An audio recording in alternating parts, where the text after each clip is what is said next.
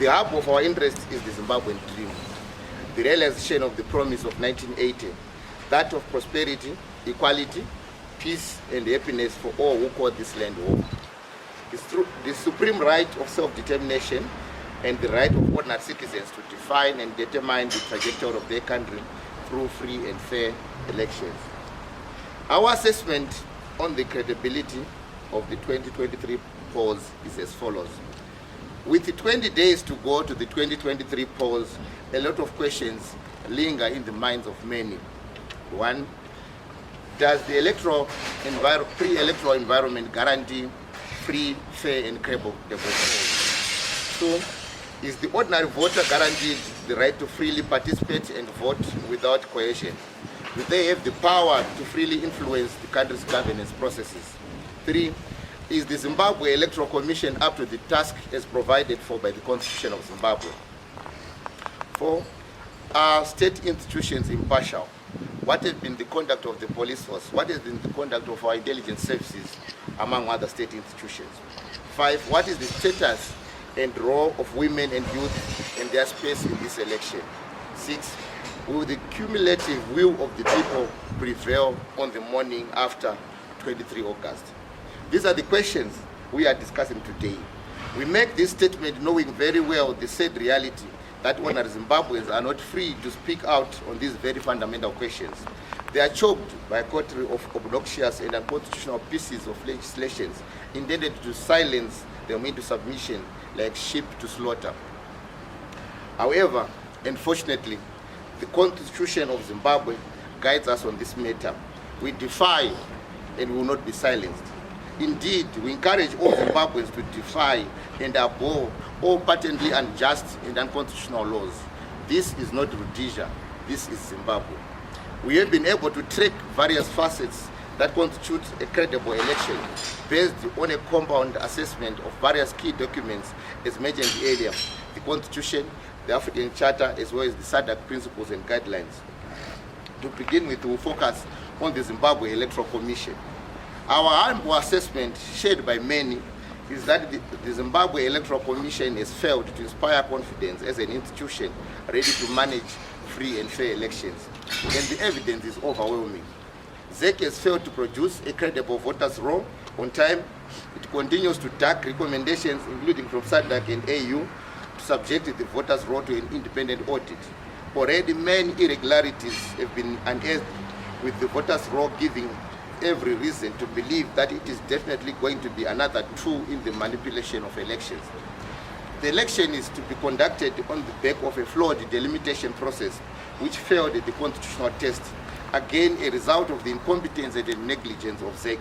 All pointers are that the delimitation process was an exercise of gerrymandering, with the ZEC a willing accomplice of ZANU-PF, instigator and beneficiary of the flawed process.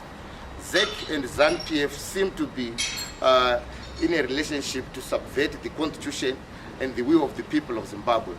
The presence of close family members of ZANU-PF's political elites in ZEC is problematic using any corporate governance measure. These families are represented in ZEC. The following families, just for the avoidance of doubt, these families are in ZEC. We have one, ZANU-PF Vice President Simoadi's family is in ZEC. ZANU-PF's Secretary General Obert family is in ZEC. Secretary for Information Mangwana's family, as well as the Minister of Foreign Affairs, Shava's family. They are all part of our electoral governing board, ZEC. So this is scandalous and gross political insults. Do these people represent Zimbabwe or ZANU-PF? Do they represent the interests of the collective or the interests of a particular group, in this case ZANU-PF? This is a clear case of capture and the preservation of certain family interests. And unfortunately, that's unacceptable, and we cannot accept that. The current state, where even the ZEC itself was found to have wrongly managed the nomination process, also complicates the situation. We are all aware that the judiciary has already ruled that the ZEC failed to manage the nomination process. So this also complicates the situation. we go to the issue of the courts and the mechanisms for redress of electoral grievances. The courts have of late usurped the right of citizens to determine their leaders through voting. And what is emerging is a rather worrisome trend where the courts will determine who can contest and who cannot contest in this election. The case of Linda Masaraure, Xavier Kasukwere, and the triple seat court in Bulawayo are all reflective of a judiciary that has indeed gone wrong. I will return to this issue later. The judiciary must protect the vote by allowing Zimbabweans to use their vote to elect a government of their choice. Peace and progress are guaranteed by the vote and not judgments issued by compromised officers. We also discussed the issue of the abuse of state-controlled media. The capture of state-controlled media is becoming an unaccepted reality in the country for many citizens. We have started to normalize that it's normal for the state media to act in such a manner, so biased manner. Fortunately, the alternative media is somewhat filled this gap, especially in correcting the deliberate misinformation and disinformation spewed by the public broadcaster. A casual look at the last month's coverage shows that around a reportage of 87% from state media was pro-ruling party. It was all pro-ZANU-PF. Only 13% was shared by the political opposition. And usually this 13% is usually in a negative way, where the opposition is being attacked by the public broadcaster.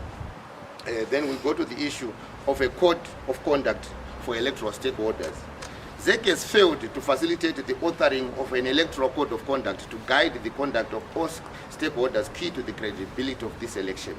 This has meant that it cannot rein in the gross misconduct by actors such as Zimbabwe Republic Police, ZRP, the Zimbabwe Broadcasting Corporation, ZBC, the Central Intelligence Organization, through the discredited Forever Associates Zimbabwe FAZ, and non-government and ZANU-PF officials who incite violence against citizens on a daily basis.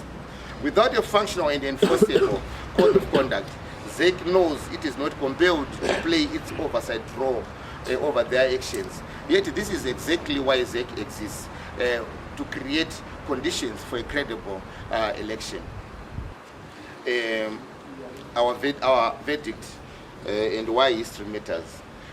It is our humble but firm view as Zimbabweans that the credibility of the 2023 elections has been dealt a huge blow by the above-mentioned acts of both commission and omission, by the very actors that are supposed to help guarantee the credibility and legitimacy of elections, including ZEC, ZRP, intelligence services, the judiciary, and the executive, among others.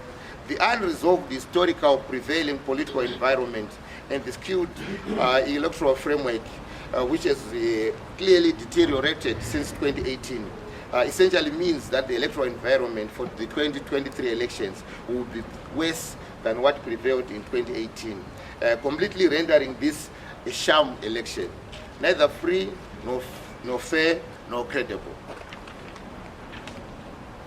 Many scholars and historians have always warned how Zimbabwe has had a history of disputed elections since the very first elections that gave birth to the country's independence in 1980.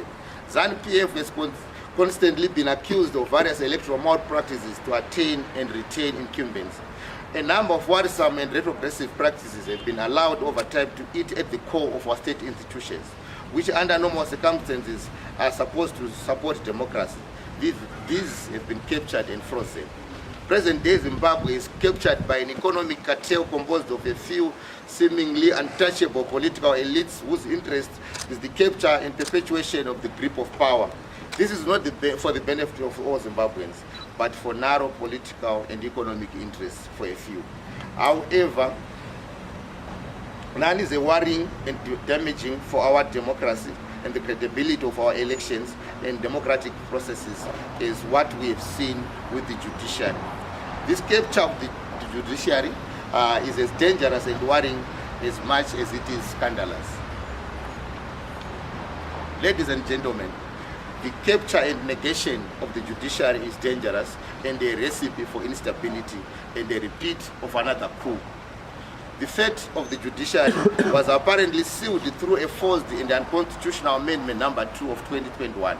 This essentially transferred all judicial powers to the president, and the political activism by the Zimbabwean bench we see today emanates from this particular constitutional amendment, whose enactment is to a great extent the day that the Zimbabwean judiciary was killed. The globally celebrated separation of powers between the judiciary, the executive, and the legislature, and even the media does no longer exist here in Zimbabwe. Ours is now a de facto one-party state. The series of very partisan judgments and spats of injustice drain any possible confidence in our judiciary, with the office of the Chief Justice as the most compromised. The unjustified incarceration of opposition figure Job Scala, Jacob Ngarivume, the Mtakwas 11 affirms our assertion. One wonders whether it is the same judiciary that is so quick to declare freedom to ZANU-PF leaders often fingered in brazen corruption cases. And the cases of corruption are pardoned. The cases of corruption that are pardoned are too many to mention. You can think of the drugs scandal, or the COVID gate, the NASA gate, the gold mafia, the Pomona gate. The list is endless.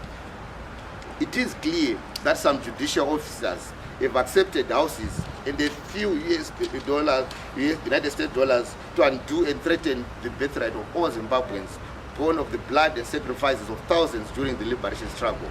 For surely, how can a mere mortal negate the principle of one man, one vote with a straight conscience?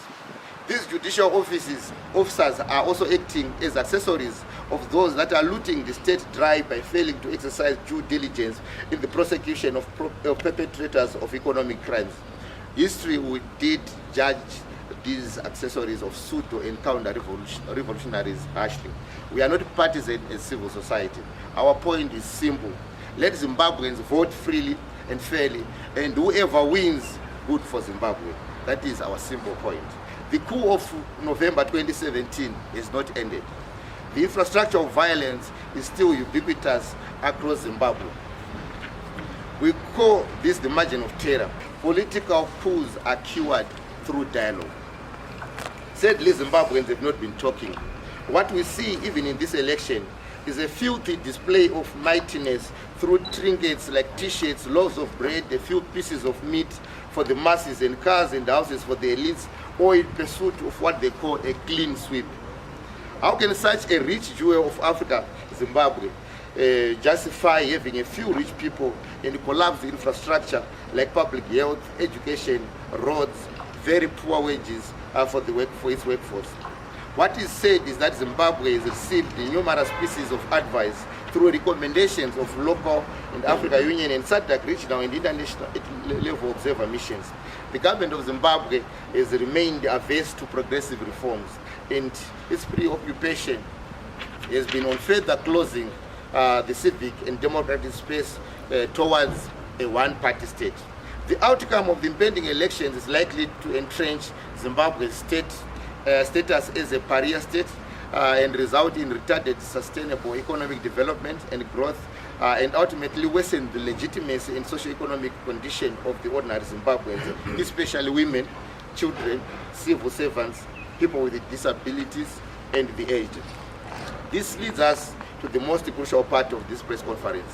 Where to Zimbabwe? What is the way forward? Zimbabweans are not free. Our former vice president and once leader of the opposition, ZAP, Dr. Joshua Nyong'o, made an assessment in 1984. The assessment remains true 39 years later. He said, I quote, "The people of Zimbabwe live in fear, not of enemies, but their own government." For ZANU-PF spokesperson, our national hero, a crucial former ZANU-PF spokesperson, our national hero, a crucial figure in the founding of present-day Zimbabwe, Dr. Edson Zobo, teaches us again when in 1979 he said, how can an election be said to be free and fair when all its corners is surrounded by the regime's henchmen? Our view, it is our humble but firm view as Zimbabweans that the credibility of the 2023 elections has been dealt a huge blow by the unresolved historical prevailing political environment, skewed electoral framework, which is worse than the conditions that were prevailing during the 2018 election. Believe that without a substantive national dialogue towards meaningful and sustainable reform supported by the region and international partners, elections under the current context firmly puts the country on a recurring cycle of contested legitimacy, which potentially continues to retard Zimbabwe's prospects for recovery, economic and democratic development. Essentially, Zimbabwe requires the assistance of the region and other international stakeholders to begin a process of inclusive national dialogue among stakeholders, including political parties, civil society and business, towards sustainable reforms that can return Zimbabwe to non-compliance with the democratic governance. More importantly, SADC and the AU must be alive to the fact that postponing to deal with the Zimbabwean crisis is the potential to have a spin-off effects at regional level. The coalition continues to call upon various stakeholders, including developmental partners, to support and strengthen civil society responses to the deteriorating human security situation, especially targeted at human rights defenders within its rank and file, as well as broader civil society. Thirdly, the independence and impartiality of ZEC is critical for elections in Zimbabwe. ZEC must act within the provisions of the Constitution of Zimbabwe and as read with SADC principles and guidelines of credible purpose in the African Charter on Democracy, Elections and Governance.